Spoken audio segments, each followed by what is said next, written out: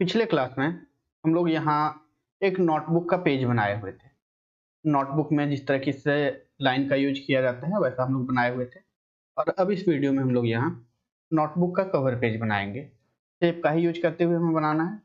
तो सबसे पहले हमें क्या करना है, पेज को थोड़ा जूम आउट कर सकते हैं या ऐसा भी आप छोड़ सकते हैं। चलिए हम लोग थोड़ा सा इसे जूम आउट कर लेते हैं ताकि पूरा पेज हमें दिखाई दे। अब आप आ जाएंगे इंसर्ट में। इंसर्ट में हमारे पास शेप ऑप्शन दिया हुआ है। शेप ऑप्शन पर क्लिक करते हैं। शेप ऑप्शन पर क्लिक करने के बाद लाइंस के अंदर आप यहाँ आगे बढ़ेंगे तो हमारे पास एक ऑप्शन होता है कर्व। तो कर्व का काम क्या होता है, तो कर्व को हम लोग जहां जहां क्लिक करेंगे इस तरीके से ये कर्व बनता चला जाएगा। ये कब तक बनेगा, जब तक हम लोग कहीं डबल क्लिक ना कर दें या इसके दोनों छोर को आपस में हम लोग जोड़ ना दें। तो चलिए इसी का यूज करेंगे। अभी इसे हम लोग डिलीट करते हैं। वापस इंसर्ट पर क्लिक किए, सेव पर क्लिक करते हैं और यहाँ पे कर्व पर क्लिक करेंगे। अब हम लोग यहाँ बिल्कुल बॉर्डर में पेज के बाहर अगर आप आते हैं तो यहाँ पे देखेंगे एरो सा बन जा रहा है हमारा पॉइंटर। हमें ऐसा नहीं रखना है, हम लोग पेज के पास आएंगे तो हमें एक प्लस की आकृति दिखाई देगी। हम लोग यहाँ पे क्लिक करते हैं। अब यहाँ क्लिक करने के बाद हम लोग पेज में आगे बढ़ेंगे थोड़ा सा इधर और थोड़ा सा नीचे। हम लोग नीचे क्लिक करते हैं, वापस हम लोग ऊपर की ओर आएंगे। ऊपर हम लोग कुछ इस जगह पर क्लिक कर लेते हैं और वापस आप यहाँ पे ध्यान देंगे कि आपने जिस हाइट में यहाँ पे शुरू किया है लगभग उसी हाइट में आपको यहाँ पे खत्म करना है। इससे हमारा शेप ज़्यादा बेहतर बनकर आता है। तो यहाँ हमने खत्म किया। अब आपको पेज से बाहर की ओर आना है। अभी भी आप देखेंगे जब हम लोग माउस को ऊपर या नीचे कर रहे हैं तो हमारा कर्व पेज के अंदर भी डिस्टर्ब हो रहा है। तो आप यहाँ पे जैसा आपको सही लगे उस जगह पर एक बार और क्लिक कर देंगे। इससे अब आप इस एरो को कहीं भी लेके जाएंगे तो पेज के अंदर के कर्व पर कोई असर नहीं पड़ेगा। अब आप ऊपर क्लिक करते हैं और यहाँ हमारा जो रूलर और पेज दोनों के बीच का खाली एरिया है, इधर से होते हुए आप इस साइड आएंगे और यहाँ पे दोनों छोर को आपस में मिला देंगे। तो कुछ इस तरीके से हमारा पहला हिस्सा बन चुका है। अगर आपका कर्व एक बार में इस तरीके से सही नहीं बने तो आपके पास यहाँ पे एडिट शेप का ऑप्शन दिया हुआ होता है। जब आप एडिट शेप पर क्लिक करेंगे तो यहाँ पे एक ऑप्शन आपको मिल जाएगा एडिट पॉइंट का। एडिट पॉइंट्स पर क्लिक करते ही आप यहाँ पे कुछ इस तरीके से ब्लैक सा डॉट देख पाएंगे। इन दोनों ही डॉट के पास से आप माउस ले जाकर इसे बाद में भी कम या ज्यादा कर सकते हैं। दाएं बाएं भी आप इसे शिफ्ट कर पाएंगे। तो चलिए अभी हमारा ये सही है। हम लोग इसमें कोई बदलाव नहीं करते हैं। कंट्रोल जेड करके हम वापस पहले की तरह रखेंगे और बाहर क्लिक करते हैं। तो हमारा पहला हिस्सा यहाँ पे बनकर तैयार हो चुका है। आप चाहें तो इसमें आउटलाइन ऐड कर सकते हैं। हम लोग यहाँ पे आउटलाइन ऑप्शन में आते हैं और यहाँ पे एक आउटलाइन लगाकर आउटलाइन के थिकनेस को बढ़ा देंगे। आउटलाइन के थिकनेस को बढ़ाने के लिए नीचे हमारे पास यहाँ पे ऑप्शन दिया गया है, यहाँ से हम लोग इसके थिकनेस को बढ़ा सकते हैं। या आप आउटलाइन के बजाय अगर नो आउटलाइन कर दें तो नो आउटलाइन करने के बाद इस शेप का एक डुप्लीकेट बना सकते हैं। शेप का डुप्लीकेट बनाने के लिए कंट्रोल प्लस डी का यूज करते हैं, जैसा हम लोग पिछले क्लास में भी देखे थे। कंट्रोल प्लस डी करने के बाद हम लोग एक डुप्लीकेट बना चुके हैं और शेप फिल में आते हैं। यहाँ से हम लोग कोई दूसरा कलर सेलेक्ट कर लेंगे। अब ये जो हमारा लेयर है इसे मुझे पीछे की ओर भेजना है। तो पीछे के लिए हम लोग यहाँ पे अरेंज ग्रुप में एक ऑप्शन देख पा रहे हैं सेंड बैकवर्ड। इस पर क्लिक करेंगे और हमारा ये शेप जो है पीछे की ओर चला जाएगा। तो चलिए इस तरीके से हम लोग इसे एडजस्ट कर लेते हैं। अब ऐसा ही हमें एक शेप नीचे भी बनाना है। तो नीचे बनाने के लिए हम लोग क्या करेंगे, हम लोग दोनों को पहले सेलेक्ट कर लेते हैं। अब पहला हमारा ऑब्जेक्ट सेलेक्ट हो गया। अगर कंट्रोल के साथ हम लोग यहाँ पे थोड़ा सा निचले हिस्से पर क्लिक करें तो आप देखेंगे यहाँ पे हमारा दोनों शेप सेलेक्ट हो जाता है। ये पहला कंट्रोल के साथ दूसरा। अगर आपको इस तरीके से सेलेक्ट करने में दिक्कत हो तो आप होम में आएंगे। होम में एडिटिंग ग्रुप में एक सेलेक्ट ऑप्शन दिया होता है। सेलेक्ट में आएंगे और यहाँ पे ऑप्शन दिया होता है सिलेक्शन पेन। सिलेक्शन पर पेन पर क्लिक करते ही आप देखेंगे हमारे स्क्रीन के दाईं ओर जो भी ऑब्जेक्ट स्क्रीन पर है उन सबका नाम दिखाई दे रहा है। तो हमने एक पर क्लिक किया, पहला हमारा सेलेक्ट हो गया। अब कंट्रोल बटन के साथ दूसरे के नाम पर क्लिक करेंगे तो दूसरे के नाम पर क्लिक करते ही ये दूसरा भी सेलेक्ट हो गया। अब हम लोग शेप फॉर्मेट में आते हैं। शेप फॉर्मेट में आने के बाद हमारे पास इधर ऑप्शन दिया है ग्रुप का। अरेंज ग्रुप में अलाइन के ठीक नीचे ग्रुप का ऑप्शन दिया हुआ है। इसे भी हमने पिछले क्लास में देखा था। वापस से हम लोग इसे ग्रुप करते हैं। अब ग्रुप करने के बाद हम लोग इसका एक डुप्लीकेट बनाएंगे।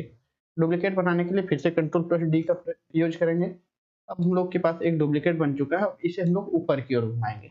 ऊपर की ओर घुमाने के लिए हम लोग यहाँ या तो इसे रोटेट कर सकते हैं इस तरीके से, या आपको रोटेट करने में परेशानी हो तो आप यहाँ दूसरा तरीका अपनाएंगे। रोटेट ऑप्शन इधर हमारे पास दिया हुआ है। रोटेट ऑप्शन में जाकर आप एक बार फ्लिप हॉरिजॉन्टल करेंगे और एक बार फ्लिप वर्टिकल करेंगे।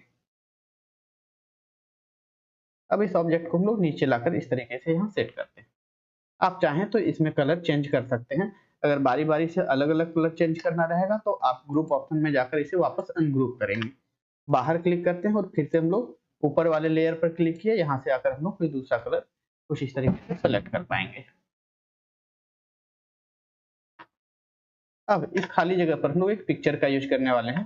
तो इंसर्ट में आएंगे, इंसर्ट में आने के बाद पिक्चर ऑप्शन पर क्लिक करते हैं और यहाँ से हम लोग ले लेंगे ऑनलाइन पिक्चर। अब हम लोग यहाँ एक पिक्चर इंसर्ट करेंगे। पिक्चर इंसर्ट करने के लिए इंसर्ट में आते हैं और इंसर्ट में आने के बाद हमारे पास यहाँ पिक्चर ऑप्शन दिया हुआ है।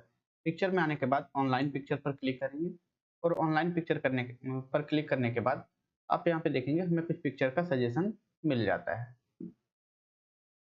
अब यहाँ से आप कोई सा भी पिक्चर सेलेक्ट कर सकते हैं, जैसे मैंने यहाँ फ्लावर को चुना।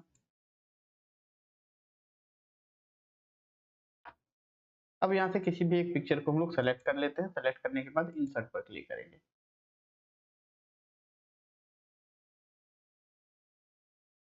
अब हम लोग इस पिक्चर को अपने अनुसार एडजस्ट करेंगे। इसे अभी हम लोग खींच के एक जगह से दूसरी जगह कर पा रहे हैं।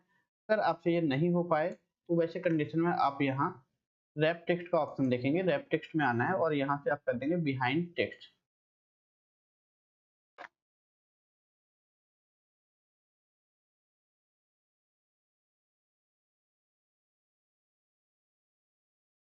इस तरीके से हमने यहाँ इस पिक्चर को रखा। आप चाहें तो पिक्चर से संबंधित कुछ बदलाव भी कर सकते हैं। जैसे हम लोग पिक्चर में ऑप्शन देखेंगे, यहाँ हमारे पास कलर का ऑप्शन दिया गया है। यहाँ से हम लोग इसके कलर में कुछ बदलाव कर सकते हैं।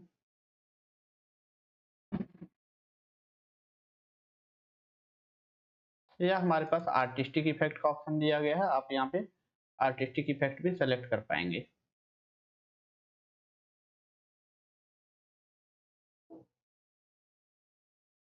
करेक्शन के ऑप्शन में जाकर आप यहाँ कुछ ब्राइटनेस कॉन्ट्रास्ट वगैरह से भी रिलेटेड कोई बदलाव कर सकते हैं।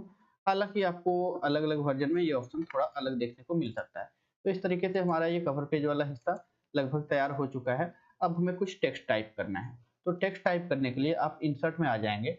इंसर्ट में आने के बाद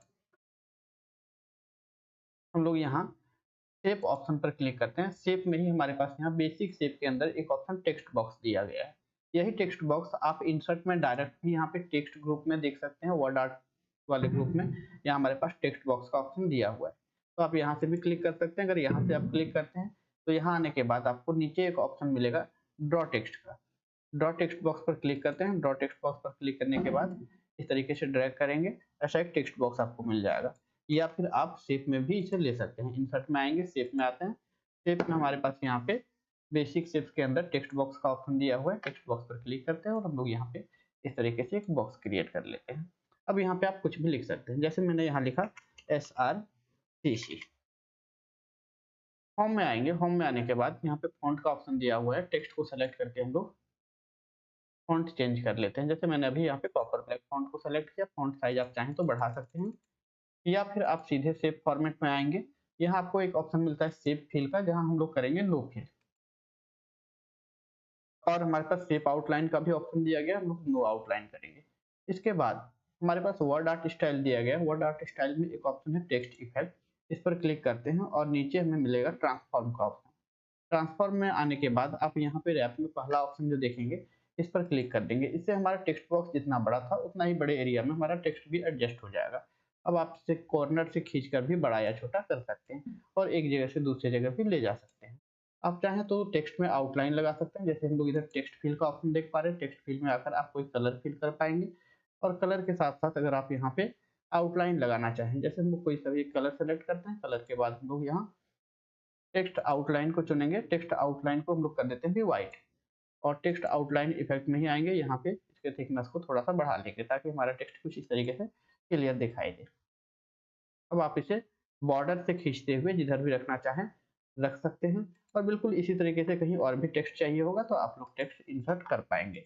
इस तरीके से हमारा कवर पेज बनकर तैयार है।